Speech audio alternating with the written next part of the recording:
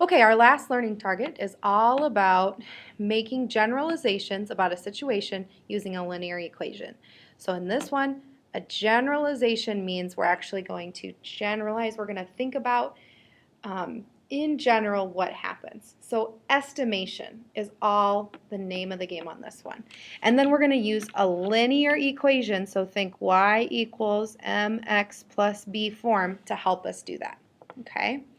So in this one, we're talking about leg and stride length. So leg length and stride length. As the leg length goes up, the stride length also goes up. So what I've done already is number 1 on the checklist over here. I've included this to help you because there's multiple steps to being able to do this learning target. Learning target 1 is just what's the independent, what's the dependent variable, what's the x and what's the y.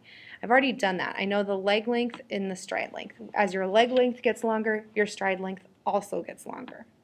Meaning the taller you are, the longer your legs are, the longer the stride is probably when you walk from step to step.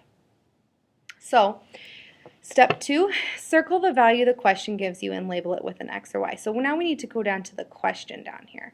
And we're going to circle the amount that's given to us, the value that's given. Okay, so it says, using the equation, what would the stride length likely be of a person whose legs are 78 centimeters long? So obviously, 78 centimeters is what's the number that's given to us. We're just looking for a number here. And then we have to label it with XY. So we have to decide, is it a leg length or is it a stride length? So in this case, it's a person whose legs are 78 centimeters, so that's an X.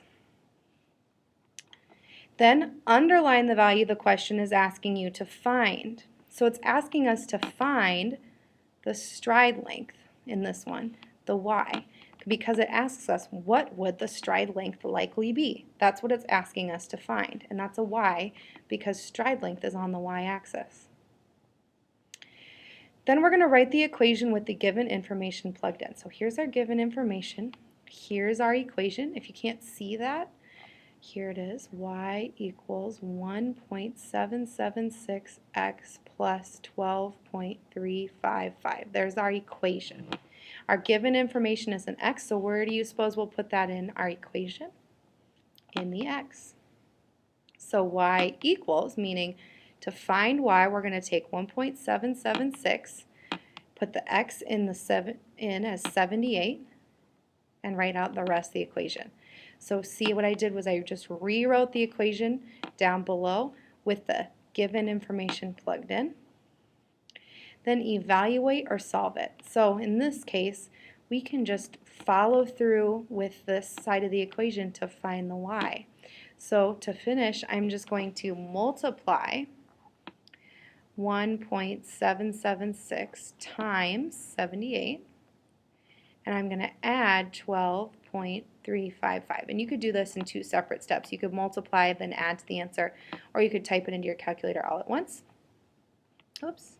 I think mine requires a little multiplication sign, so try that.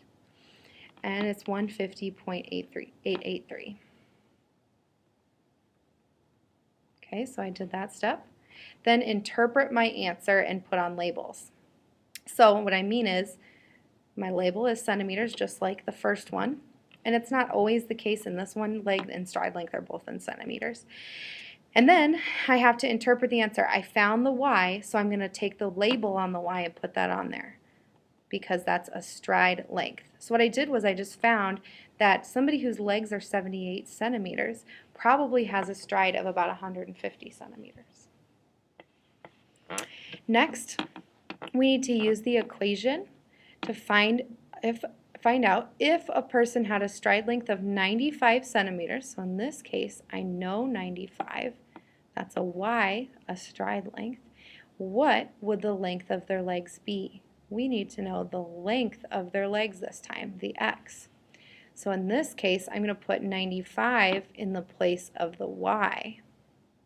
I'm going to leave x as the variable. Now I'm solving for x, so think all the way back to the first unit, solving equations. I'm going to subtract 12.355 from each side of the equals, leaving me with just 1.776x on the right side, and then I'm going to take 95 minus 12.355 for the left-hand side, 82.645. And then as always, my last step will be to divide by the number with the x. So divide by 1.776.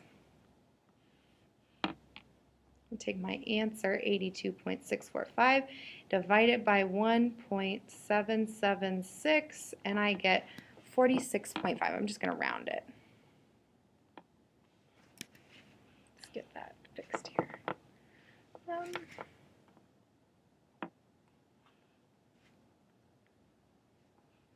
Say 46.5. Okay. And then once again, I'm going to add on the label, and this one is a leg length. So in this case, I solved to say that somebody with a stride length of 95 centimeters probably has legs that are 46.5 centimeters long. All right, so in your next one, you're talking about the Super Bowl ad and the cost. So the years since 1960, I don't know if you can see that, but that's what this says. The years since 1960. So for example, if we were in the year 2000, your x would equal 40, okay? So just be careful there. You're not plugging in the number of years. Your x is the years since 1960. And then your y is the cost of an ad. So how much is a Super Bowl ad going to cost?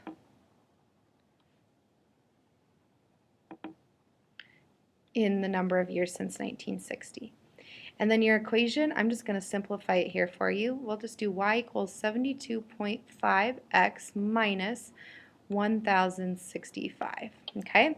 So the question that you need to answer is, what will the cost of an ad be in 2000?